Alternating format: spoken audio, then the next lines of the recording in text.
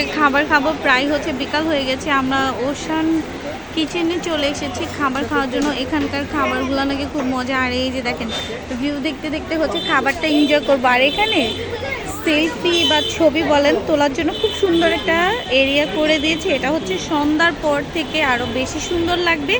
আর এইটা হচ্ছে এটা ভিতরের ভিউটা।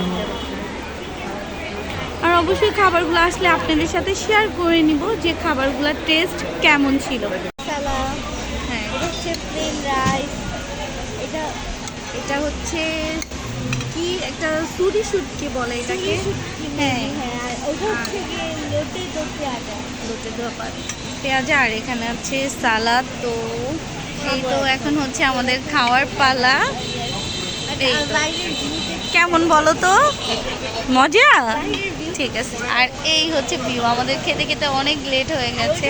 আমাদের হোটেল, যেটা কিনা অনেক নাইস একটা view। সেটা আপনাদেরকে পরে দেখাবো। তো এখন হচ্ছে আমরা খাওয়া দাওয়া করি, দেখি যে কেমন। আমরা তো ক্র্যাব মশলাটা খেয়ে পুরো ফিদা হয়ে গেছি। এত মজা ছিল।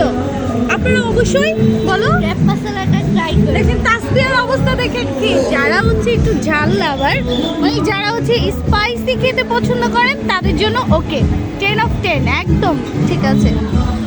তো এখন হচ্ছে আমরা দেখি একটু চাটা ট্রাই করব, যে চাটা কেমন, চাটা খেয়ে দেখি কেমন লাগে আমাদের কাছে, সেটাও আপনাদেরকে বলে দেবো। ওকে, বা কফি লাভার আমাদের খাওয়াটা শেষ করেই হচ্ছে আমরা একটা কফি আর হচ্ছে একটা চা অর্ডার দিয়ে নিলাম। ওইতে আপনার ভাইয়া অলরেডি খাওয়া শুরু করে দিয়েছে।